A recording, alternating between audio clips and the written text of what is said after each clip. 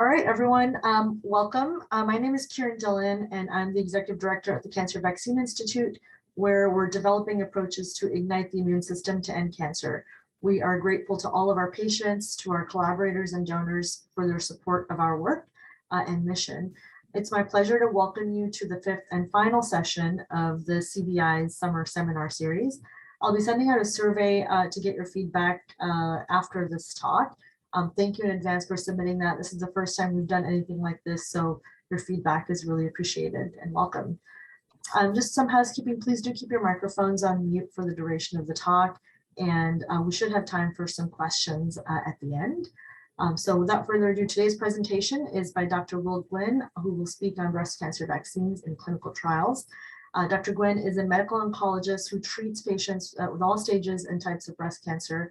He's a principal investigator at the Cancer Vaccine Institute with a focus on development of immune therapy such as vaccines or checkpoint inhibitors for breast and other cancers. So Dr. Gwin, take it away. Thanks very much, Karen. So yeah, as was introduced, I'm a medical oncologist working at the Cancer Vaccine Institute, and I'll be talking about our breast cancer vaccines, both ones that we've had here as well as breast cancer vaccine development in other sites. So as you all are well aware, whenever we're thinking about breast cancer and ways to target it, it's always worth reviewing the epidemiology of the challenge. And so the epidemiology of breast cancer we'll briefly touch on at the beginning of this talk. Then we'll dive into some of the interesting information and data that we have regarding HER2-specific immunity, which has really been one of our focuses at the Cancer Vaccine Institute for some time. Briefly review mechanism of vaccination, how we think it works, as well as the variety of different breast cancer vaccine platforms, from plasmid proteins to viral, bacterial-based, even to cell-based vaccine platforms that we've been involved in developing. We'll talk about our and others' experiences with HER2 vaccines in advanced breast cancer, and then talk a little bit about some of our ongoing trials of adjuvant and neoadjuvant HER2 vaccines. And then lastly, end with some work and upcoming studies that we are involved with augmenting anti-tumor immunity, both in metastatic breast cancer, but actually also in the adjuvant setting to reduce risk of recurrence in patients who have triple-negative breast cancer. So this information is unfortunately very well known to all on this call today. We appreciate that breast cancer, as the challenge that we face, remains the most common cancer in women, the second leading cause of cancer death in the US, based on the breast cancer facts and figures, most recently updated in 2019. We anticipate this should be updated soon. It is estimated based on that data that over 260,000 individuals were diagnosed in 2019. And unfortunately, over 40,000 died from breast cancer also in 2019. We look across breast cancer subtypes. We appreciate that in all breast cancers taken together, the 5-year survival rate is 91%. As you can see here, that fatality or death from breast cancer, thankfully, has been gradually decreasing over the last several decades, due in large part to both increased screening methods, but also improvements in the therapies that we utilize. Again, a lot of our work at the Cancer Vaccine Institute has really been focused on HER2-positive breast cancer, so it's worth understanding what this is. So HER2-positive breast cancer makes up around 20% of breast cancers. It is defined by the overexpression of the HER2 receptor, as tested by immunohistochemistry or by amplification of the HER2 gene by FISH analysis. You may have heard recently in the news a lot of interest around another breast cancer subtype that we now define as HER2 low, and I'll talk a little bit about that in this talk. But that is a different population than the HER2 positive that we traditionally think of as really an aggressive breast cancer subtype that unfortunately remains associated with poor prognosis. The 5-year survival rate, again, based on the ACR data in 2019, is significantly worse than the overall breast cancer population at 83%. So now we'll talk about some of the interesting findings that have been reported about HER2-specific immunity. And some of this work has come out of Brian Sersnecki and his group, originally at Penn, but now at Moffitt. And so this was a study now 7 years ago that looked at HER2-specific CD4 T cells, specifically a Th1 population, and looked at this level of HER2-specific CD4 T cells in patients who had HER2-negative breast cancer, patients who had no breast cancer, and then compared that to patients with HER2-positive breast cancer. And what they demonstrated in this study is that HER2-specific Th1 immunity is decreased when you look at those healthy donors compared to DCIS that's HER2 positive. And DCIS is a pre-invasive breast cancer that is pretty commonly HER2 positive. So that HER2 positive DCIS has a loss of, to some degree, of HER2 specific T cells. Interestingly, when you look at the invasive breast cancer that is HER2 positive, you have even a more significant loss of HER2 specific T cells. Now, what causes this loss of HER2 specific immunity remains pretty unclear. They did additional evaluations of the patients included in the study, and this loss of HER2 specific immunity was not due to just general host T cell energy or any changes or increases in immunosuppressive cells. So the etiology is a little unclear.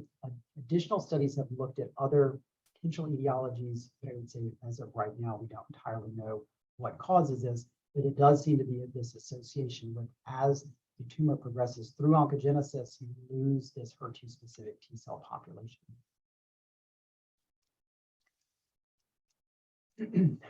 So next we'll talk about some of the data that this group has also looked at, trying to associate the importance of HER2 immunity.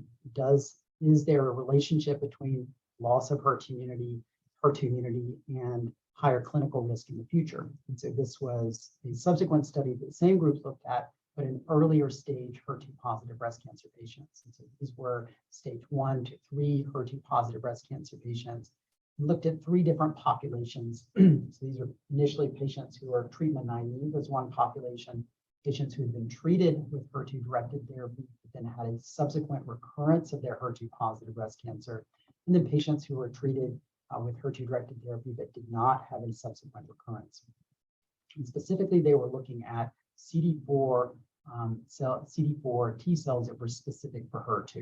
And what they demonstrated is that those patients who had a subsequent recurrence of their HER2 positive disease had a significantly lower HER2 specific immunity compared to those who did not have recurrence. And so at least seemed to be an association between loss of that HER2 immunity and higher likelihood of recurrence.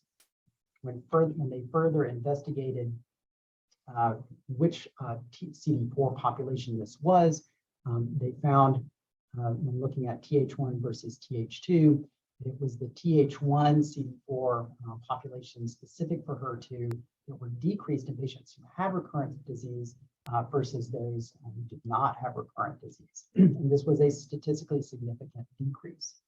And they also looked, when they looked at the Th2 in the patients who had recurrence versus those who didn't, there was not a significant change. So it really seems that the population that is being lost is this Th1 CD4 population that they defined, or has been defined, as Tbet positive, but also interferon gamma positive T cells.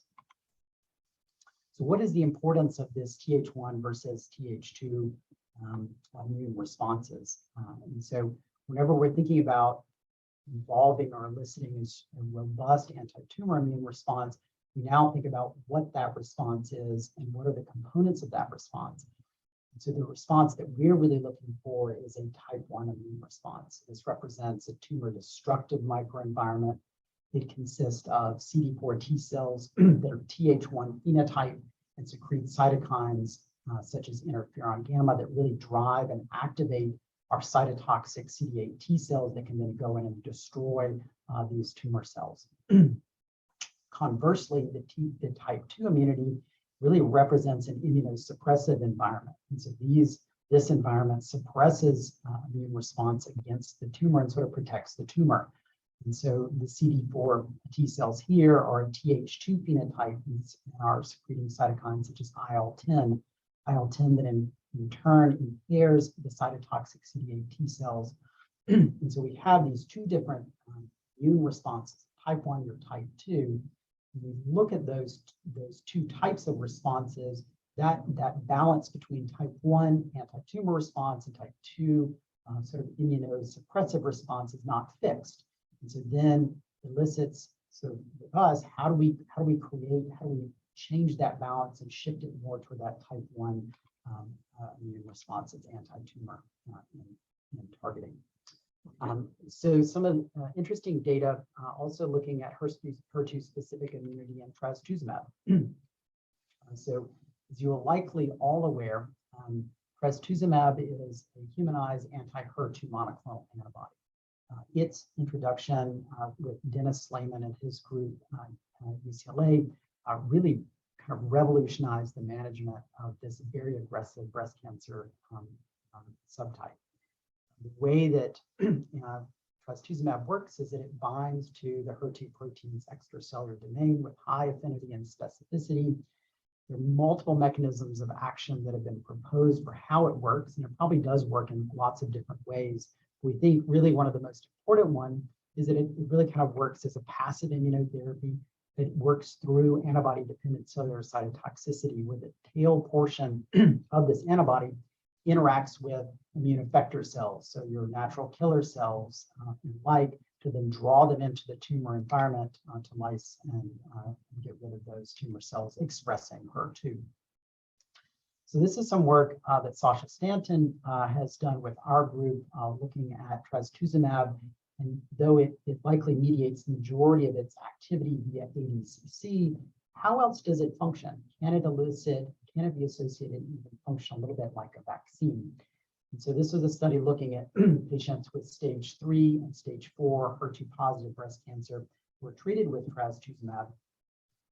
And so looked at their baseline versus post-trastuzumab and demonstrated that somewhere between a third to a quarter of patients who were treated with trastuzumab did develop HER2 specific CD4 Th1 immunity. This was statistically significant.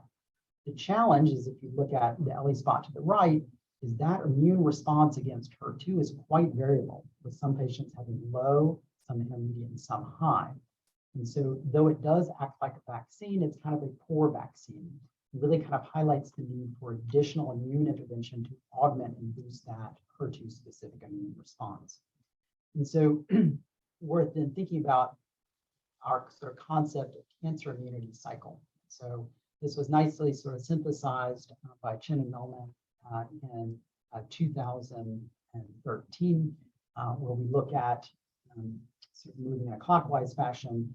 Initially, tumor cells die, release cancer cell antigens into the local tumor microenvironment. Those tumor antigens are then taken up by antigen-presenting cells or dendritic cells to then process, become activated, and present to T cells. And that's really the place where vaccines can come in to deliver those antigens to the antigen-presenting cells, the dendritic cells.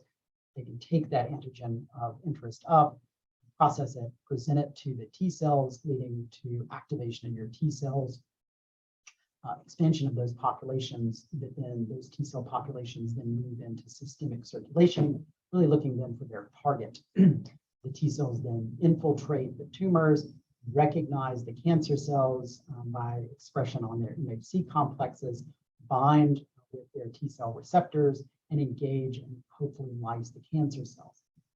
As you all well know, this is the ideal scenario. Unfortunately, tumors look for a variety of ways to prevent recognition by the immune cells. So downregulation of the MHC complexes, upregulation of checkpoint molecules such as PD-1, etc. There are multiple mechanisms in this immunity cycle that cancer cells try to abrogate. The vaccines is where we've been working to really kind of drive that initial response. And so vaccine development in breast cancer, as highlighted by the last slide, has really been designed to stimulate this immune response against breast cancer-related antigens. Antigen targets, again, our interest has been in HER2, but there are multiple other targets that have been targeted in ISO, MUC1, mammaglobin, among a myriad of others. There have been a variety of vaccine platforms that have been evaluated in clinical trials in breast cancer. Early on, this was really sort of focused on protein and peptide-based platforms, where we take either the entire sequence or entire protein or truncated portions, such as the E75 or Nuvax vaccine, and then immunize patients with this. More recently, we've been looking at additional strategy and alternative vaccine platforms that deliver cDNA or mRNA, as well as these can be viral or bacterial or plasmid-based. And so some of the work that I've done was looking at a viral-based construct, which is the VRP HER2, which I'll talk about here shortly. And then lastly, we have cell-based vaccine platforms, such as your dendritic cells. And one platform there has been the DC1 vaccine, which again, we've also been recently working with. So to talk about some of the background of protein and peptide HER2 vaccines, really the E75 peptide development is really kind of probably the most robust in the HER2 realm. E75, again, also known as Nuvax, is a 9-amino acid immunogenic peptide that's really derived from the extracellular domain of HER2. It is HLA-A2 and A3 restricted, and thus this dictates the population that can be evaluated with this. This peptide vaccine is given with GM-CSF, and the purpose of this is as an immune adjuvant, trying to boost the local immune response to this peptide. Early phase studies, so your phase 1 studies, really demonstrated a nice induction of E75 specific CD8 T cells, which then led to the phase 2 randomized adjuvant study in high risk but early stage breast cancer patients who were either lymph node positive or had high risk features, thus suggesting they were folks were higher risk for recurrence of their disease. Interestingly, in this study, they included patients with any level of HER2 expression. And so now what we would term as HER2 low, which are your 1+ and 2+, but are FISH negative, were included, as were your HER2 3+, which are more traditional HER2 positive. So any degree of HER2 expression was studied. This study demonstrated that the vaccination was well tolerated and disease-free survival at 5 years was improved with the vaccine group, 89% versus 80%, but this was not statistically significant. They also demonstrated immunologically, this vaccine had the capacity to elicit a delayed type hypersensitivity when testing was performed after the vaccination series. So this phase 2 study then led to a phase 3 double-blinded multi-site trial, the PRESENT study, where patients received adjuvant E75 plus GM-CSF. This was quite a large study of over 750 patients, high-risk patient population that were lymph node positive. This time they actually excluded the HER2 positives. They really just looked at the other phenotype, 2 kind of main clinical phenotypes of breast cancer, which is triple negative, again, a very highly aggressive breast cancer subtype, as well as hormone receptor positive or positive, who had some degree of HER2 expression. Again, now we would consider this HER2 low population. Unfortunately, this trial was halted at pre-planned interim analysis due to futility at a median follow-up of 16 months. The vaccine was deemed safe and tolerable, but really did not elicit the reduction in subsequent recurrence that was hoped for. Then there was a subsequent phase 2 interesting study, a randomization trial of patients, again, with this HER2 low phenotype in the adjuvant setting that were either lymph node positive or triple negative, but not HER2 positive. Patients in this trial received trastuzumab. So this would be essentially given in a population that we would traditionally be giving trastuzumab in addition to the E75 and GM-CSF. This combination was deemed to be safe by this trial, and trastuzumab, this earlier, has been associated with a low level of cardiac toxicity, though can be quite severe. There was no added cardiac toxicity in this study. Very interestingly, in the triple negative breast cancer cohort, who was in this low HER2 low population, vaccination did seem to improve disease-free survival. For those who received the vaccine, had a 92% 24-month disease-free survival versus 70% in those patients who didn't. And so we actually have a similar study that we will be opening soon that I don't have a dedicated slide to talk about. We will be vaccinating patients who have HER2 low in combination with a variety of adjuvant therapies for patients with triple negative breast cancer. So in our experience, our group's experience now about a decade ago with HER2 peptide vaccination plus trastuzumab, so this is a phase 1 and 2 clinical trial that enrolled patients with stage 4 HER2 positive breast cancer, and actually was stage 3 and 4. These patients received trastuzumab plus the HER2 ICD, so intracellular domain peptide vaccine. They had peptide portions of the intracellular domain as part of the vaccine. This study demonstrated that 84% of patients who received the vaccine augmented HER2 specific immunity, so was able to induce and restore some degree of HER2 specific immunity. So more recently, our group has been working on other vaccine platforms, and specifically here, focusing on plasmid, but also we have upcoming work with the viral vaccine. So with subsequent work was looking at the plasmid HER2 ICD vaccine, so plasmid version, but still looking at that same intracellular domain of HER2. This also is given with GM-CSF, and initial study with a phase 1 dose escalation trial of 3 different dose levels, 10 micrograms, 100 micrograms, 500 micrograms. Patients who were eligible for this study had HER2 positive disease, either stage 3 or stage 4 disease that was either stable bone only or no evidence of disease, and enrolled 22 patients in each arm, or 66 patients total, and this enrollment was over a 3-year time frame. This plasmid HER2 ICD vaccine was honestly quite well tolerated, with the majority of adverse events being grade 1 or grade 2, and only grade 3 abnormality of slight changes in liver function testing that resolved.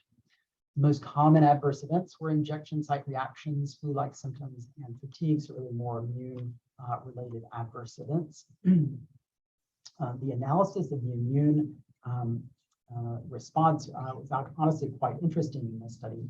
So all 3 doses of the HER2 ICD plasmid vaccine were able to induce a maximal response that was significantly higher than baseline. But very interestingly, really only arm 2, which was this intermediate dose, had a mean post-vaccine response that was unchanged from its maximal response and still significantly above baseline, whereas arm 1 and arm 3, that post-vaccine or long-term follow-up, or LTFU, which is annotated here, dropped down to about the level of baseline. So very kind of interesting as to this one arm had that's higher and more sustained response. Though it wasn't pre-planned, and certainly this study was not powered to look at this, we now have 10 years of follow-up from this study, and progression-free survival was evaluated, was looked at. There was no significant difference between the arm, but at least there was a suggestion that arm 2, which again was the most immunogenic and longest sort of response to HER2 specific response, seemed to have a better progression-free survival. The same was also true with median overall survival. Median overall survival has not been met. Again, arm 2 seemed to have a better median overall survival, or suggestion than the other 2 arms, but again, appreciating this was not powered to answer this question. So is there a difference between the immunity elicited by a peptide vaccine that encodes HER2 ICD versus a plasmid DNA vaccine that encodes ICD? And so this was a study that I worked on with Aaron Stewart, who is a medical student at the University of Washington for a summer project. And this was a retrospective analysis where we looked at the ELISpot from baseline, 1 month post-final vaccine, and then long-term follow-up, which was typically around 6 months after the last vaccination, and then compared these 2 studies. So we compared our plasmid DNA HER2 ICD vaccine, which again was in the stage 3 and stage 4 breast cancer population, HER2 positive population with peptide ICD, HER2 ICD vaccine, same general population, stage 3 and stage 4 patients. To the right, we have our ELISpot readout, which demonstrates that in the DNA vaccine for patients who have no pre-existing immunity to HER2, vaccination with the plasmid HER2 ICU vaccine induced a significant increase from baseline at 1 month and at long-term follow-up. Whereas if we look at the peptide vaccine, though our earlier study in metastatic disease demonstrated an induction of HER2 immunity, it seems, or at least suggested here, that 1 month post-vaccine and at long-term follow-up, there's not a significant improvement in these patients who had no pre-existing immune response. And so at least some suggestion, but appreciating that this is a retrospective analysis, that possibly the plasmid-based construct would be the more preferred approach. So next we'll change gears and talk about some of my work with viral-based vaccines, specifically the VRP HER2 vaccine.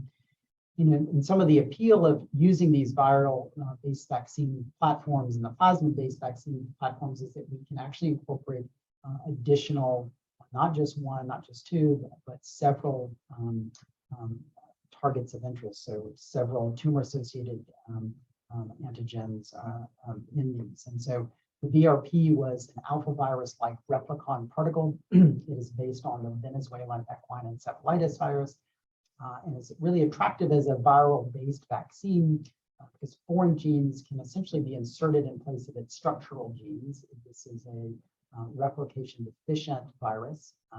It has the capacity to highly express these heterologous proteins that are inserted in place of its structural protein gene. It targets its expression to dendritic cells. So these are our main antigen-presenting cell of interest, and induces robust cellular immune responses to the vectored gene products. The VRP HER2 construct that I worked on inserted HER2 cDNA, including ECD or extracellular domain, transmembrane domain of HER2. And this is a brief schema of what VRP replicon RNA looks like. So this trial was a phase 1 single-arm study that combined the VRP HER2 vaccine with HER2-directed therapy. This was evaluated in patients with advanced HER2 malignancies, but the vast majority of these patients were HER2-positive breast cancer, but we did have 1 or 2 with GI malignancies.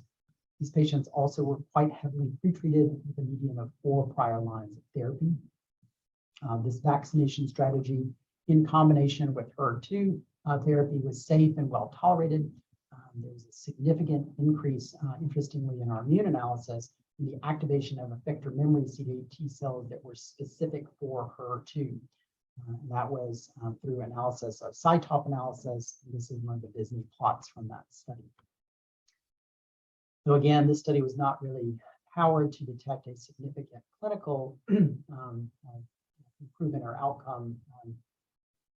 Exploratory analysis looking at progression-free survival demonstrated a modest progression-free survival at 3.6 months, but a more impressive, more promising overall survival at 32 months. Again, thinking about this is in a very heavily pretreated population.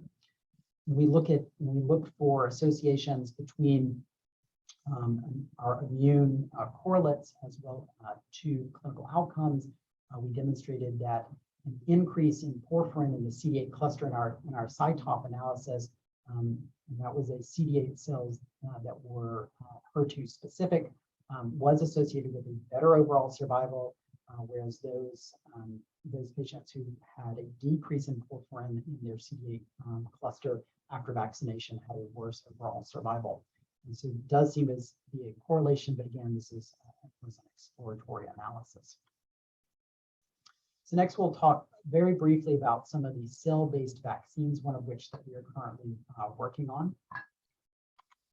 And so probably one of the more well-known dendritic cell or cell-based vaccines is Lapiluce-T, which was developed by the same company, Dendreon, that developed Sipuleucel-T.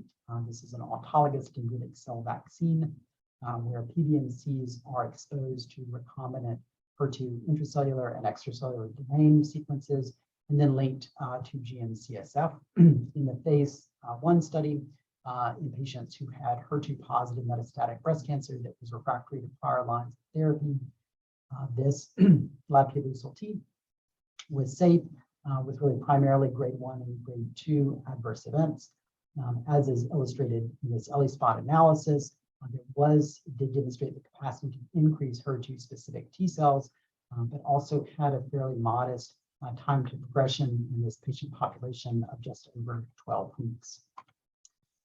We've been working a little bit more with another dendritic cell construct, the DC1 construct, and this is a construct that has been developed and been overseen by, again, Brian Sersnecki and his group. So this is an early study looking at this DC1 dendritic cell vaccine in patients who have DCIS, which is pre-invasive breast disease. In this way, the DC1 is fairly similar to the Lab-K-Lucil-T in that it's created from monocytic dendritic cell precursors that are exposed to MHC class 1 and class 2 binding HER2 peptides and then matured through kind of their specialized cocktail of cytokines.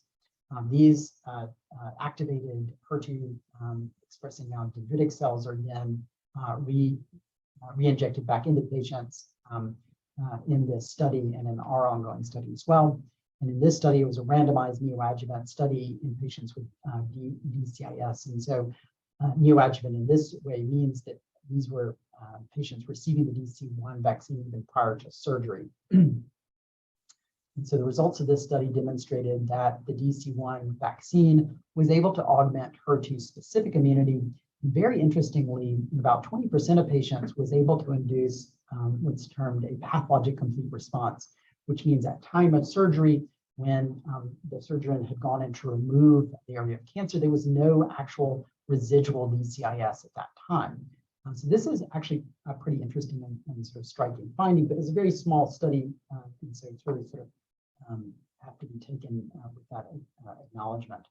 When they looked at the association by ELISpot between those patients who achieved pathologic complete response and those who did not, there was an association between those who achieved a pathologic complete response and a higher level of response to HER2 or higher level of HER2 specific T cells. So this is in pre-invasive DCIS disease. What about HER2 vaccination in early stage but invasive HER2 positive breast cancer? And so when we think about earlier stage HER2 positive breast cancer, we're thinking stage 1 to stage 3.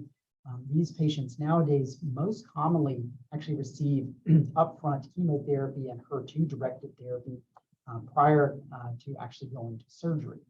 And what we have found with these upfront therapies is about 50%, sometimes more, of these patients will achieve a pathologic complete response at time of surgery, which means they, again, have no cancer left at time of surgery.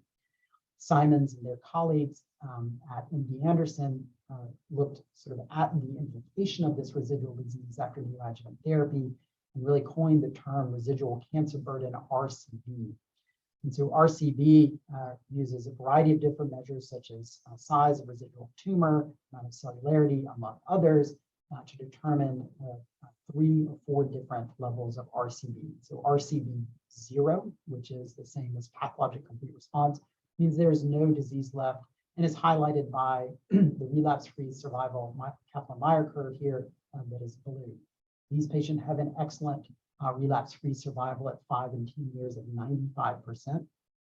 Unfortunately, even some degree of residual disease after upfront neoadjuvant therapy have a significantly worse relapse-free survival at 5 and 10 years. With how significant that worsening is depends on how much residual disease is. So the more residual disease, unfortunately, that worse chance of relapse-free survival is. So if about 50% of patients have residual disease, then we appreciate that is a significant need now in improving and decreasing their subsequent relapse-free risk of relapse. And so this led to a clinical trial nationally trying to find additional therapies that could reduce that that risk of recurrence in that patient population. So this was the Catherine study, which looked at adjuvant TDM1. TDM1 is essentially trastuzumab that's linked to a chemotherapy. And so this study randomized patients to TDM1 versus just trastuzumab to complete essentially a year of therapy in patients with residual disease. And at 3 years of follow-up, they found, or 2 years of follow-up, excuse me, they found invasive disease that occurred in around 12% of the patients with TDM1 who were randomized to TDM1 versus 22% in the trastuzumab arm, with an estimated invasive disease-free survival at 3 years of 88% in the TDM1 arm versus 77% in the trastuzumab arm. And really sort of defined that TDM1 in this space is now the standard of care for this population that has residual disease. This is an ongoing area of research, and additional therapies are also being looked at in this area. This also highlights an opportunity for us to think about, is this also a place where we could augment HER2-specific immunity and also influence and decrease that risk of subsequent recurrence? And so this is a study looking at the concept of how do we augment or how do we improve our vaccine strategies and our design of vaccines to really induce a maximal Th1 response to kind of drive this type 1 immunity. And so this is work by Denise Cecil in our group, which she has recently reviewed, where essentially demonstrated that within self-tumor antigens, and so the example here is the IGF-1/2 antigen, there are epitopes within this tumor, or excuse me, within this protein that elicit either a Th1, which are the white boxes, or a Th2, which is the black boxes. And so if you just pull out the epitopes that elicit a Th1 response in preclinical models, these epitopes as a vaccine can elicit an unopposed type 1 immune response and inhibit cancer growth, as demonstrated in this tumor volume curve below. Unfortunately, or interestingly, if you also include the Th2 inducing epitopes, so add those back, you essentially block the anti-tumor immune response of the Th1, and you abrogate any sort of anti-tumor effect. And so really kind of highlighting the potential ability to really pull out and maximize a vaccine that really drives a Th1 type 1 immune response. And so IGF-BP2 has been tested in ovarian cancer, as has been previously discussed. We also have the development of the walk-back vaccine. And so this is a DNA plasmid vaccine that targets the Th1 epitopes of HER2, IGF-BP2, as just reviewed, and IGF-1R.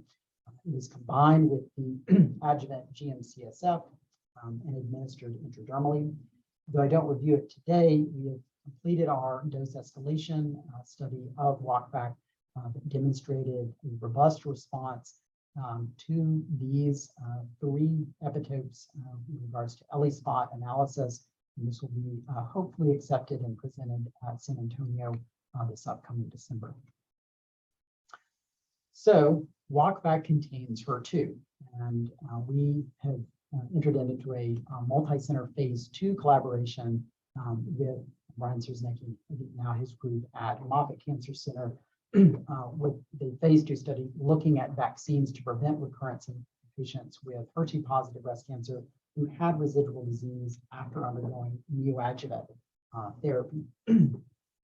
And so this is an ongoing phase 2 randomized multi-site trial. Patients, again, must have HER2 positive disease, must have residual disease after neoadjuvant therapy.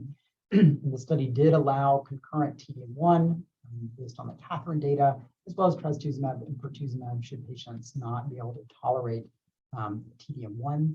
Patients are randomized to receive either the walkback vaccine, which is our Th1 plasmid DNA vaccine, or the DC1 vaccine that I talked about earlier in that neoadjuvant DCIS study. The first portion of the trial is a vaccination phase where the patients receive either the walkback vaccine every 3 weeks for 3 rounds, or the DC1 vaccine weekly for 6 rounds. And then patients transition into the booster phase where they receive vaccine at 6, 9, and 12 months.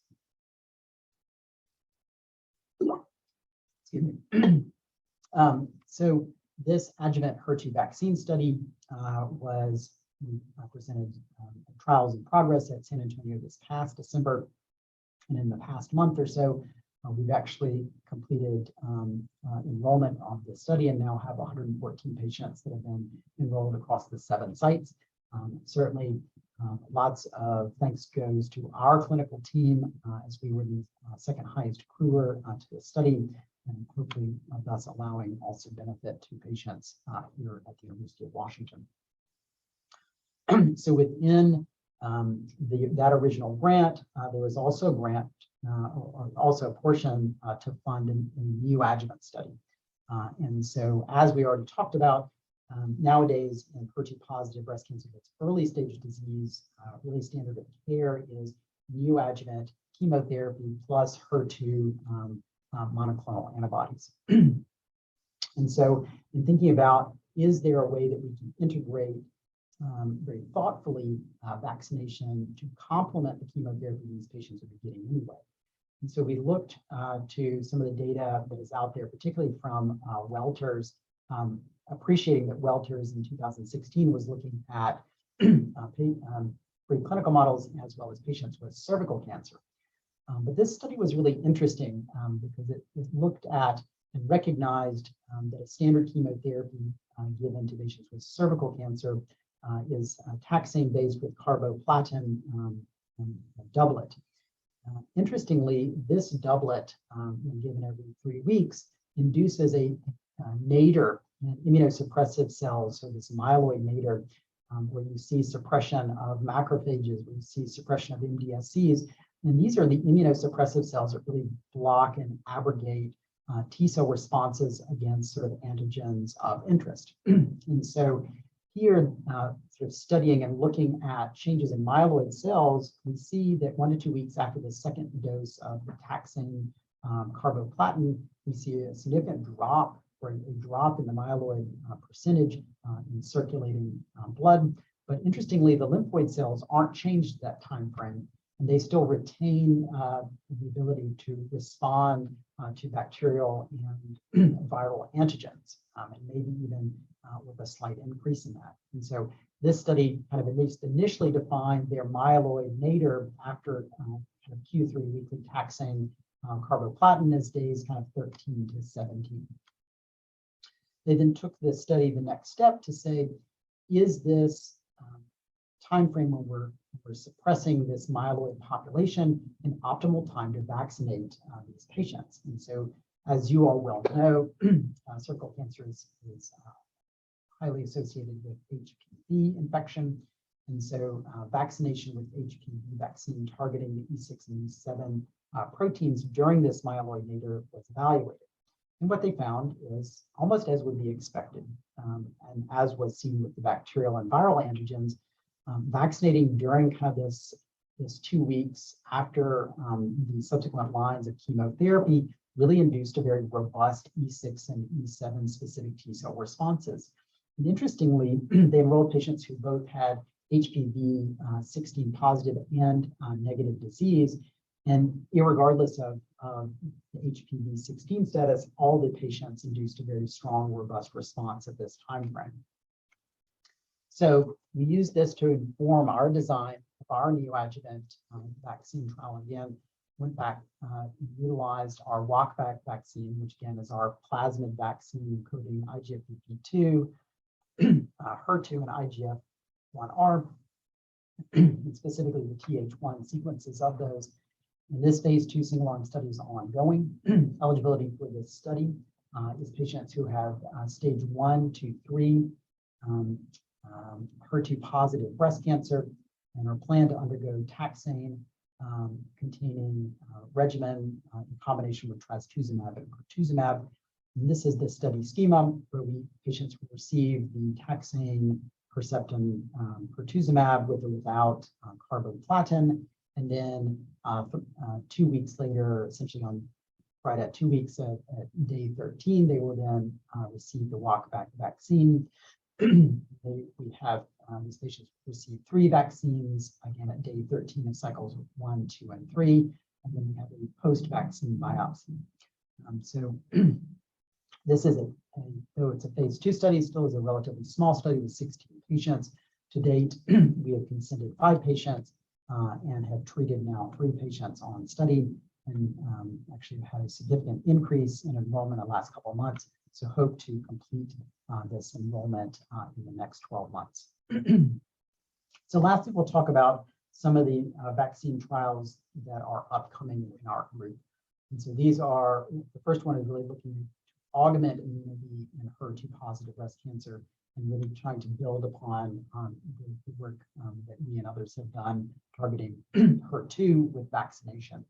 And so now going back to the cancer immunity cycle, this trial adds 2 additional immunomodulatory therapies which act at different phases of the cancer immune cycle. So this vaccine study includes the vaccine itself, which incorporates HER2 as well as another, which I'll talk about in a second, but also includes, and encodes the CD40 ligand, which is demonstrated to activate and prime natural killer cells, as well as activating dendritic cells. And then lastly, incorporates checkpoint inhibitor therapy with anti-PD-1 or anti-PD-1 therapy to again kind of abrogate or block the tumor's ability to kind of hide itself or suppress local immune responses. And so this vaccine is the TCVac herbi vaccine. It is based on the viral platform of the modified Vaccinia ankara virus, which, like the VRP, can express autologous genes. It encodes tumor-associated antigens HER2 and brachyury. The importance of brachyury is that it's associated with epithelial to mesenchymal transition, or EMT. Brachyury is also overexpressed in many breast and gastric cancers, and as I just alluded, encodes the CD40 ligand, which augments NK cell activation as well as dendritic cell activation. And so this is sort of a rough illustration of how this vaccine is hypothesized to work, and that it augments innate immunity through the release of the CD4 ligand, which again drives activation of NK cell. The importance of NK cell, particularly in HER2 positive breast cancer, is that it's one of the most important immune effector cells to bind to the trastuzumab and mediate ADCC. So we're sort of driving that process, which again is in the innate immune side of things. On the flip side, it augments adaptive immunity by inducing, again, HER2 and brachyury specific CD8 T cells, so approaching, again, the immune response, or the anti-tumor immune response in 2 different ways. The trial design, we are now finishing up in stage 1 dose escalation phase, and are in the process of determining recommended dose for stage 2. In stage 2, we'll be combining the TBH vaccine with HER2 monoclonal antibodies. So cohort 2 will be TBH plus trastuzumab, cohort 3 will be TBH plus TBN1, and the cohort 4 will be TBH plus trastuzumab and pertuzumab. Once these cohorts are enrolled, the FDA will review the study and outcomes and the safety, and determine whether it can then move on to the stage 3, where we would include anti-PD-L1 therapy in addition to the anti-HER2 antibodies and the vaccine. Trial objectives are looking at the safety and tolerability of the TBH vaccine alone and with HER2 specific antibodies, as well as HER2 specific antibodies and anti-HER2 antibodies, as well as anti-PD-1, PD-L1 antibodies. Secondary outcomes looking at the PK and whether there's any clinical activity in this combination. And then lastly, we don't have a lot of time to talk about it. We are in the process of opening another vaccine based on our plasmid-based platform, the STEM vaccine, which also is a TH1 plasmid vaccine, encoding portions of proteins involved in cancer stem cell and EMT. It is given concurrently with GM-CSF. And this will be an adjuvant study in patients with early or history of earlier or locally advanced triple-negative breast cancer who completed their systemic therapy.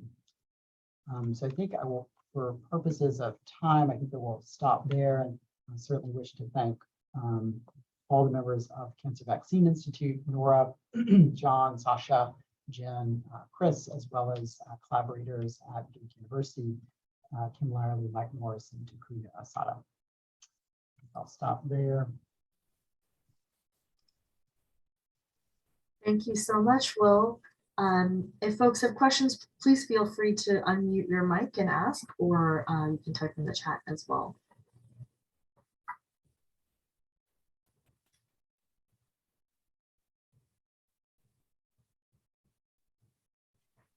I guess while people are thinking or not, you talked about a lot of different vaccine platforms and different targets. What do you think of the different vaccine platforms? And now that everyone is also familiar with another, which is having mRNA vaccines, what do you think is the future of vaccines, given that a lot of these studies have taken us a long time to generate these data, whether it's learning about dose for DNA vaccines or peptide versus DNA? What do you think the future is of cancer vaccines? Yeah, great question. I thought about including a slide about this, but I didn't really go into it. But I do think that DNA and RNA vaccines have likely, particularly RNA vaccines, have really gotten sort of literally a shot in the arm from what we have learned from our COVID vaccine. We are able to develop a vaccine strategy that is incredibly immunogenic in a short period of time on kind of obviously an industrial level. And so I do anticipate that really some of the things that we have learned through that kind of rapid development over the last couple of years are going to likely inform our future HER2 and other breast cancer based strategies. So I think it'll likely be DNA or RNA based. I think our study looking at our plasmid versus the dendritic cell, I think could be very interesting. It's not a study really powered to differentiate which is better at inducing immunity, which is better at improving sort of long-term outcome. But I personally think at the end of the day, it'll likely be an RNA or DNA based strategy. One other question. Oh, it looks like there's a question in the chat. I'll hold on to mine.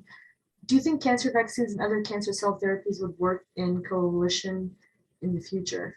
I guess together, cell therapies and vaccines. Oh yeah. So I think there is the potential for that. I think one of the hot areas of immunotherapy that's really mostly shown benefit in where leukemias and lymphomas have been the CAR T studies. The challenge of a lot of the CAR T studies, they really just target one antigen. And we appreciated, again, one of the other advantages of the RNA and DNA platforms is we can encode sort of multiple additional antigens in there. And so I think that could be a potential opportunity is you have a CAR T construct that really targets really kind of your oncogenic driver, but then combine it with a vaccine strategy that's encoding sort of multiple either mechanisms of resistance or other tumor-associated antigens, whether they're associated with EMT or cancer stem cells or other ways to kind of complement each other. So I think that's certainly a potential combination. I think at the end of the day, likely what we're seeing with the cancer vaccines is that they will likely need to be combined with something. And so that's thinking about either integrating it with kind of standard therapy like we're doing in our neoadjuvant study, or even thinking about just combining it with the antibodies that have shown some degree of ability to induce immune response, but you kind of need to boost. So I think ultimately we'll need to combine them with something, but I think we have to continue to investigate what's that optimal combination strategy. You talked about safety profiles for different vaccines in various clinical studies, and as we've also discussed, that the vaccines are generally pretty safe. Do you see differences in safety profiles across different types of vaccines, whether it's a viral vector or DNA or the dendritic cell vaccines? Yeah, so in general, they are pretty safe. I think that's definitely one of the appeals of vaccination strategy is they're pretty safe, and most people are able to tolerate them well.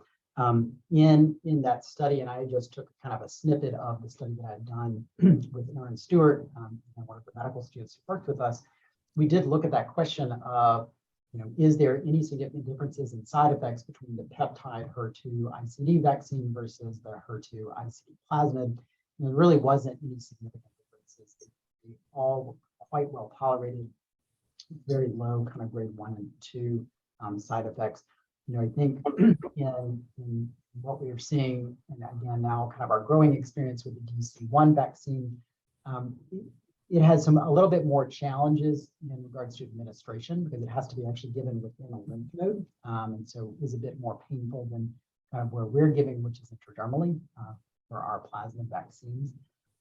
In addition, it also has the aspect that in order to obtain those dendritic cell precursors, these patients have to go through leukapheresis, which is a pretty big procedure to go through. So I think that one has some challenges, but that being said, most people beyond kind of the local pain do tolerate that one well. So I do think that most are actually quite well tolerated.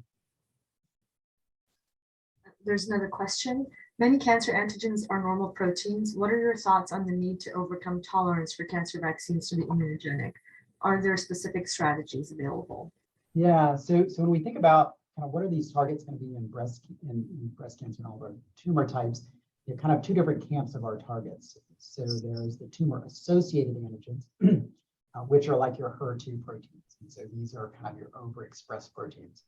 And so really thinking about where is the opportunity to augment the immunity or immune response to that? And I think in general, I think we have shown that patients who have the HER2 positive breast cancer actually lose some immunity. So kind of that is a window of opportunity to augment that immune response with the hope, again, that translating in the long run to clinical benefit. That's not necessarily true for other antigens. But that being said, there are a variety of other antigens studies sort of evaluating what's kind of optimal antigen to go after, and there's even sort of work kind of prioritizing these antigens. There are antigens that are tumor-associated antigens like NY-ESO, which are kind of these testis antigens, which are in general not present on normal tissues in adults, and thus create, again, another good opportunity to try and augment immune response against. And so those are kind of the tumor-associated antigens.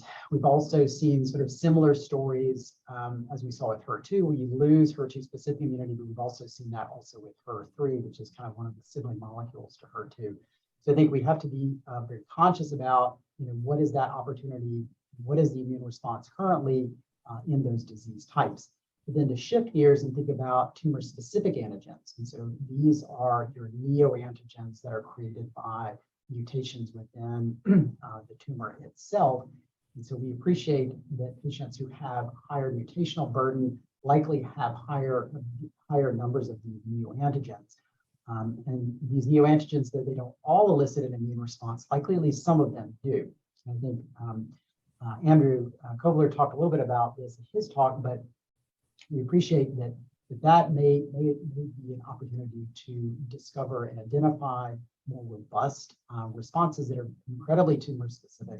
The challenge is that it's also very individualized. So you have to go in and identify and find these mutations that then predict the neoantigens that then you have to determine whether or not those are likely to induce an immune response. So there are different strategies there that multiple trials are investigating. Great, thank you. Any other questions?